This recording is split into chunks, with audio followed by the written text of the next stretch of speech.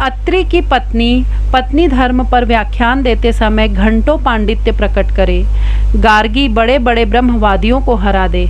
जो अत्रि मुनि की पत्नी थी, वो जब पत्नी धर्म पर व्याख्यान देती थी तो घंटों वो बोल सकती थी और लोग जो है उनको सुनते थे। जो गार्गी थी, एक स्त्री है गार्गी, वो बड़े बड़े ब्रह्मवादियों को हरा देती थी अपने शास्त्रार्थ के द्वारा। मंडन मिश्र की सधर्मचारिणी शंकराचार्य के छक्के छुड़ा दे। तो ये सब स्त्रियों के बारे में है जो पुराने ज़माने में इन्होंने किया था। तो गजब, इससे अधिक भयंकर बात और क्या हो सकेगी। लेखक कहते हैं कि अब इससे बड़ा सबूत मैं क्या दूं उस समय स्त्रियों के विदोषी होने के बारे में। यह सब पापी पढ़ने का अपराध है। न वे पढ़ती न वे पूजनीय पुरुषों का मुकाबला करती। तो लेखक यहाँ पर भी व्यंग करते हुए कहते हैं कि वो ये जो पढ़ी उसकी वजह से वो ये सब कर पाई। तो ये पापी इसलिए कह रही हैं कि लोग स्त्रियों को पढ़ाना पाप समझते हैं। यह सारा दुराचार स्त्रियों को पढ़ाने का ही कुफल है।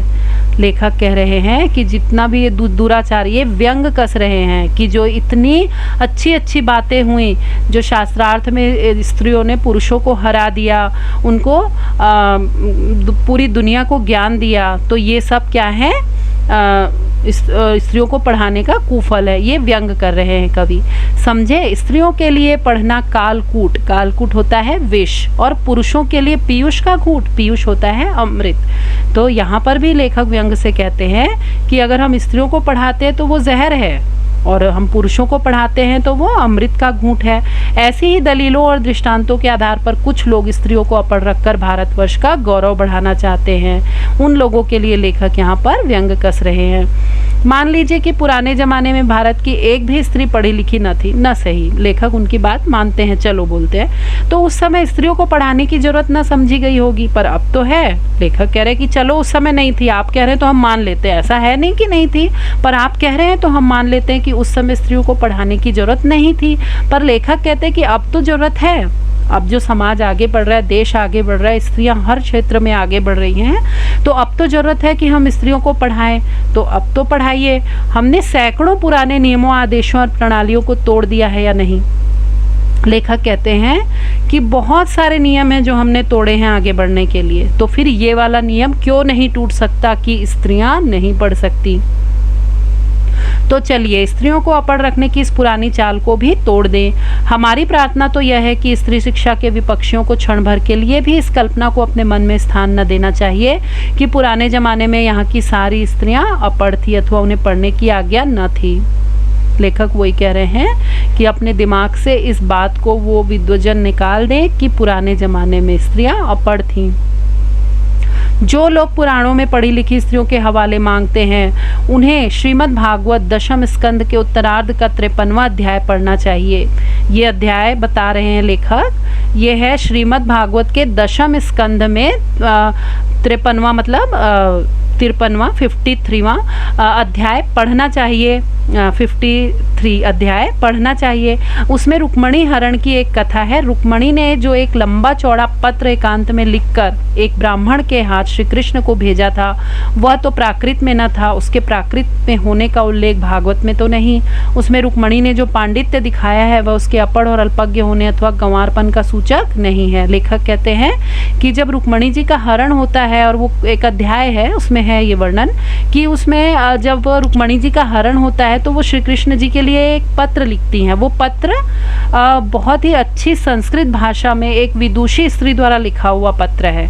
तो उस पत्र को देखकर कोई ये नहीं मान सकता कि रुक्मणी जी पढ़ी लिखी नहीं थी।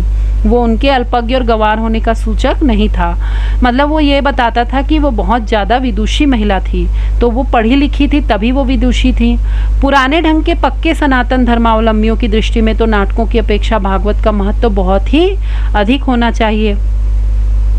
तो लेखक वही कह रहे हैं कि जो लोग पुराने जो संस्कृत के नाटक देखकर, जो प्राकृत भाषा वाले नाटक देखकर यह मान रहे हैं कि स्त्रियां पहले अनपढ़ होती थी, तो वो तो श्रीमद् भागवत गीता पे उनको और अधिक विश्वास करना चाहिए कि उसमें ही ये वर्णन है कि रुक्मणी जी ने संस्कृत भाषा में इतना सुंदर पत्र कृष्ण जी को लिखा था। तो इस बात को तो उन्हें मानना ही पड़ेगा कि उस समय की स्त्रियां भी पढ़ी लिखी थी। इस दशा में यदि उनमें से कोई यह कहे कि सभी प्राककालीन स्त्रियां अपढ़ होती थी तो उसकी बात पर विश्वास करने की जरूरत नहीं है। भागवत की बात यदि पुराणकार या कवि की कल्पना मानी जाए तो नाटकों की बात उससे भी गई बीती समझी जानी चाहिए। तो अगर वो लोग ये तर्क देते हैं कि भागवत की बात एक कल्पना है, तो फिर लेखक कहते हैं कि हम भी फिर उन नाटकों की बात को गई बीती बात मानेंगे। मतलब हम किसी भी कीमत पर ये नहीं मानेंगे कि पहले की स्त्रियां पढ़ी लिखी नहीं होती थी। स्त्रियों का किया हुआ अनर्थ आदि यदि पढ़ाने ही का परिणाम है तो पुरुषों का किया हुआ अनर्थ भी उनकी विद्या और शिक्षा का ही परिणाम समझना चाहिए। बम के गोले फेंकना, नर हत्या करना, डाके डालना, चोरियां करना, घूस लेना, ये सब यदि पढ़ने लिखने ही का परिणाम है तो सारे कॉलेज, स्कूल और पाठशालाएं बंद हो जानी चाहिए। अब देखिए, लेखक कह रहे हैं कि यहाँ पे उन लोगों ने ये तर्क दे दिया कि जो शकुंतला थी उन्होंने दुष्यंत का अपमान इसलिए किया कि उन्हें थोड़ा बहुत पढ़ाया गया था, यानी यदि उन्हें हम पढ़ाएंगे तो वो हम सबका अपमान करेंगी या अनर्थ करेंगी। तो फिर लेखक कहते हैं कि जो पुरुष अनर्थ करते हैं तो क्या ये भी उनकी शिक्षा का परिणाम है? पुरुष भी अनर्थ करते हैं, आतंकवादी बनते हैं, बम के गोले फेंकते हैं, बंदूक चलाते हैं, नर हत्या करते, डाके डालते, चोरी करते, बहुत सारी ऐसी घटनाएं हैं कि वो अनर्थ करते हैं, घूस लेते हैं, बहुत सारी चीज़ें हैं। तो क्या हम ये माने कि हमने पुरुषों को पढ़ने का हक दिया इसलिए वो ये सब कर रहे हैं? तो ये बात तो गलत होगी। गलती किसी से भी होती है या अपराध कोई भी कर सकता है, पर इसको शिक्षा से जोड़ना बहुत ही गलत बात है। तो ये वाली बात की जो शकुंतला है उन्होंने दुष्यंत का अपमान इसलिए किया कि उन्हें थोड़ा ज्ञान प्राप्त था, वो बिल्कुल गलत है। परंतु विक्षिप्तों, बात व्यथितों और ग्रस्तों के सिवा ऐसी दलीलें पेश करने वाले बहुत ही कम मिलेंगे। तो लेखक ने यही बताया है कि ये लोग जो हैं एक्चुअल में विक्षिप्त, बात व्यथित, बातों से एकदम दुखी होने वाले और ग्रहग्रस्तों मतलब ग्रह से सताए हुए लोग हैं जो इस तरह की दलील देते हैं। शकुंतला ने दुष्यंत को कटु वाक्य कहकर कौन सी अस्वाभाविकता दिखाई? अब यहाँ पर लेखक शकुंतला के साथ है। अब देखिए यहाँ पर क्या बताते हैं लेखक कि दुष्यंत ने शकुंतला से गंधर्व विवाह किया था और वो उसे छोड़कर चले गए थे। तो ऐसे में यदि शकुंतला उन्हें कुछ कटु वाक्य कहती हैं तो फिर इसमें क्या गलत है? जब वो एक नारी का सम्मान नहीं कर सकते, उससे गंधर्व विवाह करने के पश्चात उसे निभा नहीं सकते, तो उन्होंने कौन सा अच्छा काम किया था जो शकुंतला उन्हें कटु वाक्य नहीं कहती, है ना? क्या वो ये ऐसा कहती कि आर्यपुत्र शाबाश तुमने बहुत अच्छा काम किया? ऐसा तो वो नहीं कहती। तो यहाँ पर लेखक जो है शकुंतला के साथ है कि उन्होंने बहुत ही सही बात कही। नीति, न्याय, सदाचार और धर्म की आप प्रत्यक्ष मूर्ति ऐसा वो कह नहीं सकती थी, तो वो उनको सुनाएंगी ही, कटु वाक्य बोलेंगी ही। फिर यहाँ पर उनकी शिक्षा का प्रश्न कहाँ से आया? पत्नी पर घोर से घोर अत्याचार करके जो उससे ऐसी आशा रखते हैं कि वह मनुष्य स्वभाव का किंचित भी ज्ञान नहीं रखते। शिक्षा सीता से अधिक साध्वी स्त्री सुनी नहीं गई। अब देखिए सीता माता के बारे में कौन नहीं जानता है ना, कि सीता दुनिया की सबसे अधिक साध्वी स्त्री मानी जाती हैं, जिनमें कोई भी कहना चाहिए दोष नहीं है।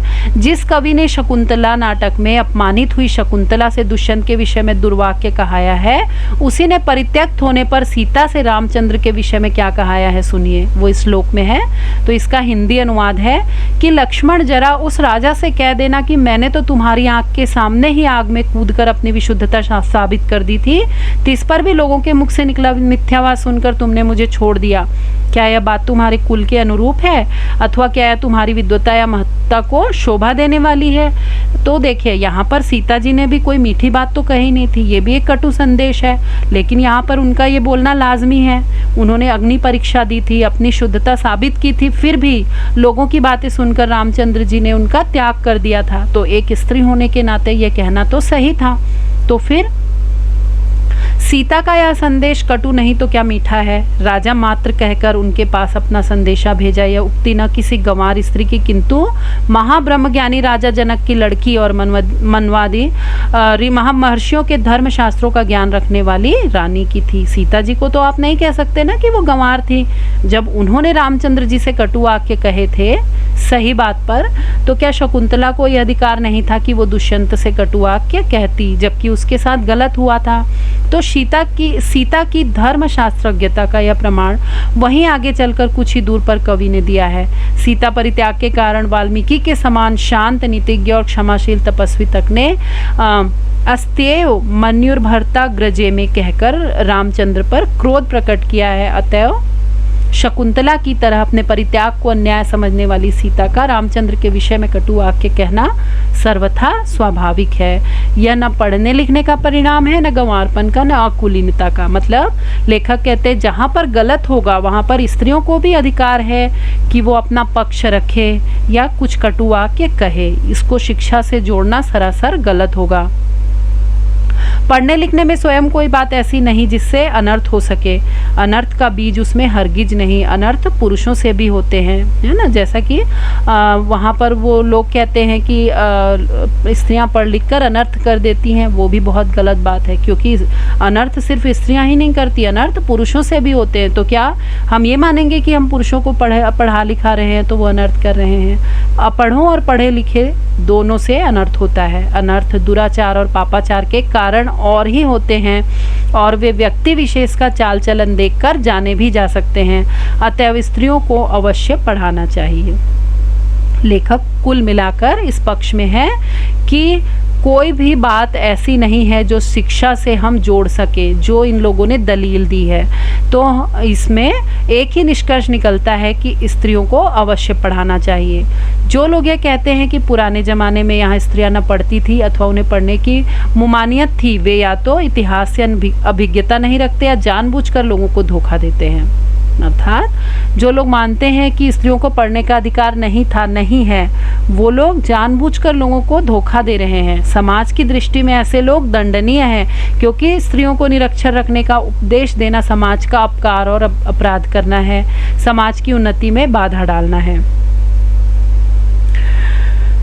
तो मुमानियत होता है रोक या मनाही।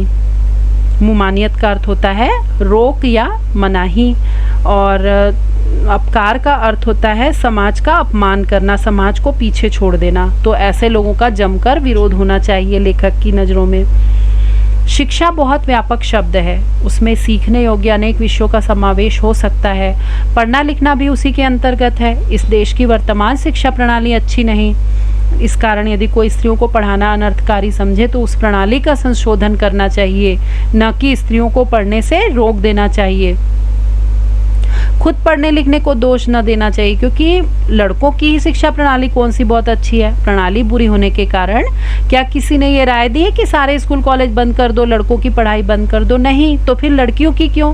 आप खुशी से लड़कियों और स्त्रियों की शिक्षा की प्रणाली को संशोधित करें, उसमें सुधार लाएं और उन्हें पढ़ने के लिए प्रेरित करें। उन्हें क्या पढ़ाना चाहिए, कितना पढ़ाना चाहिए, किस तरह की शिक्षा देनी चाहिए, कहाँ पर देना चाहिए, घर में या स्कूल में, इन सब बातों पर बहस कीजिए, विचार कीजिए, उसमें सुधार लाइए।